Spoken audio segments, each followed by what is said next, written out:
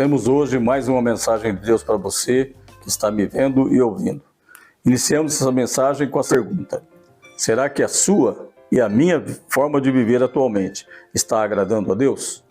Se formos dar um título para a mensagem de hoje, seria: obedecer é melhor do que sacrificar.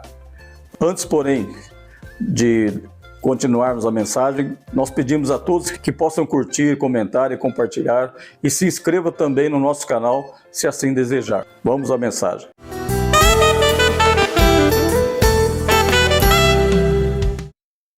Todos que se consideram cristãos devem conhecer a vontade de Deus e viver de acordo com essa vontade.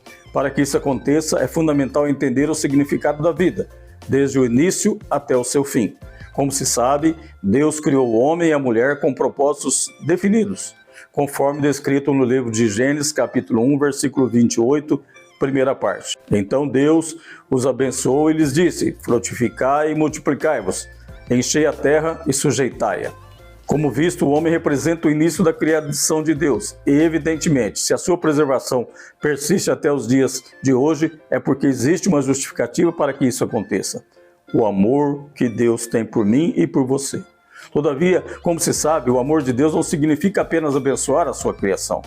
O nosso Criador também impôs regras e limites a serem observados por todos nós, pois obviamente, onde não há lei, a tendência é a existência do caos, como na época do olho por olho e dente por dente. Consequentemente, sem imposição de limites, a existência da humanidade poderia ser ameaçada, o que certamente contraria os planos de salvação que o próprio Deus planejou para o seu povo.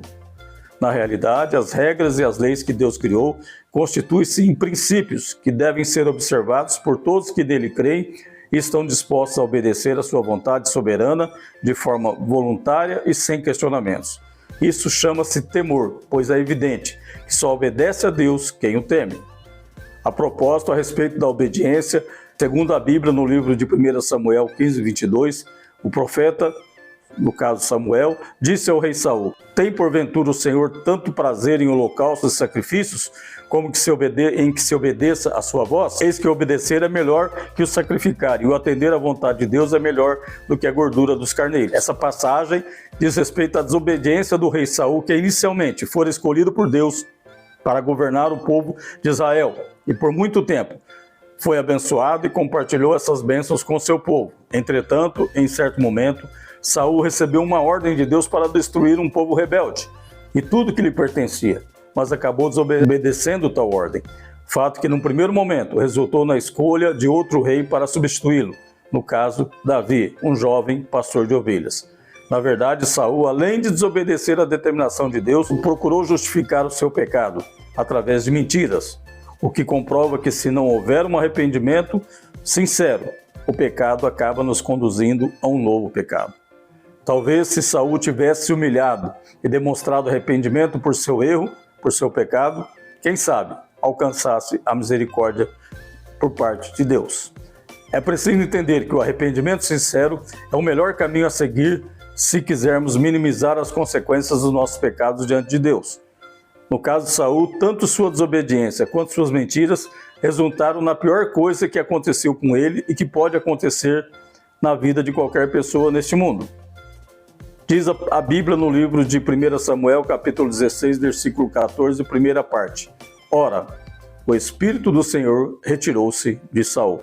Como visto, a retirada do Espírito Santo da vida de Saul, de forma definitiva, resultou na ausência total de paz, de uma paz interior que ele tinha, o que acabou gerando um estado de depressão diário até o dia em que ele morreu.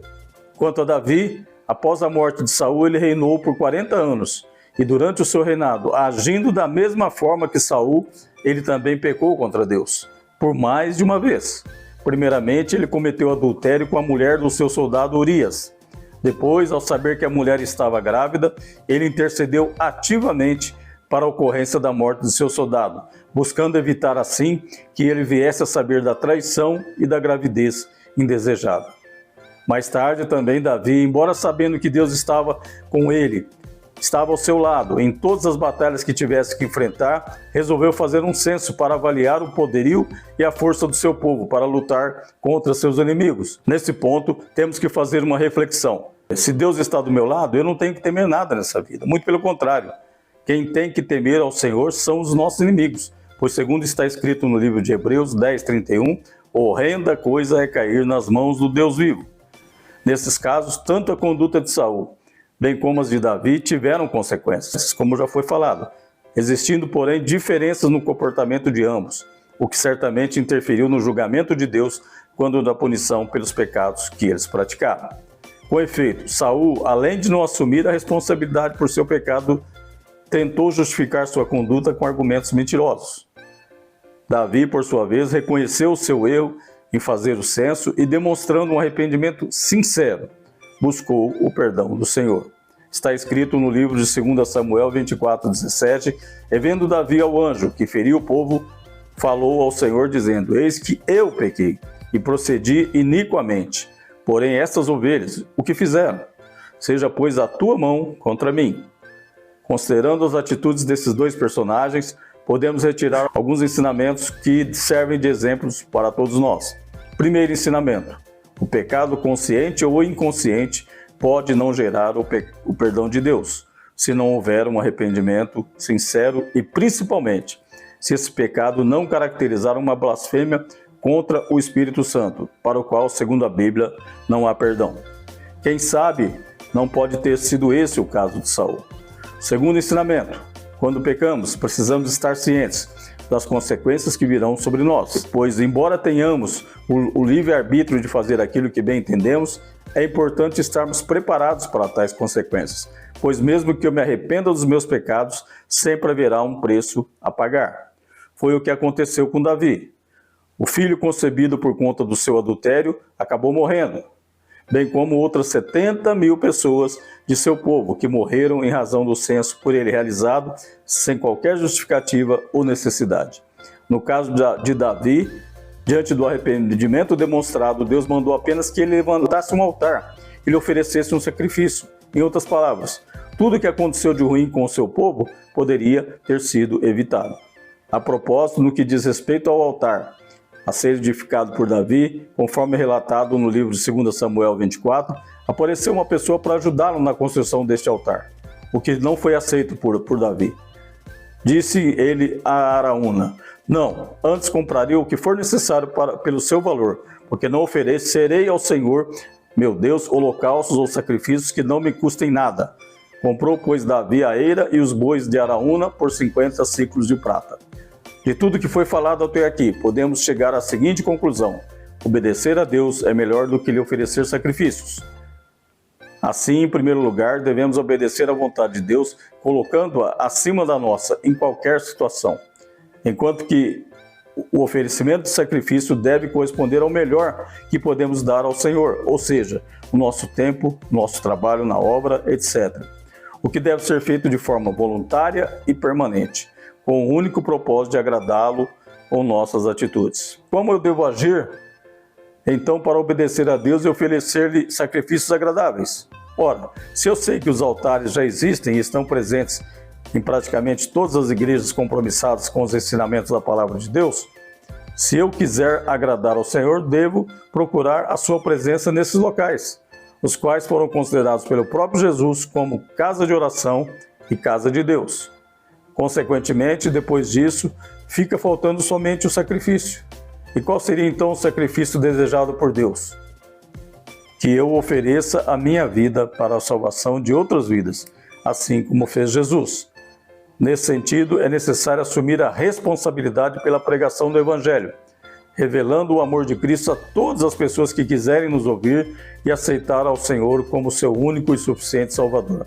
Se tomarmos tais atitudes, possivelmente existirão aqueles que serão tocados e se arrependerão dos seus pecados, e eu creio, jamais sairão da presença de Deus. Nunca se esqueça, a nossa missão neste mundo é salvar almas, e para que isso aconteça, devemos procurar demonstrar a nossa fé no nosso Deus, bem como anunciar o plano de salvação que só Ele pode concretizar na vida de todos nós. Nesse sentido, vamos orar. Senhor, meu Deus e meu Pai, mais uma vez nos colocamos diante do Senhor para agradecer inicialmente por essa mensagem, que ela venha impactar o coração das pessoas que estão vendo e ouvindo, e que eles sejam tocados também a compartilhar essa mensagem com outras pessoas, para que realmente cada dia mais novas vidas sejam alcançadas para a salvação planejada por Deus para todos nós.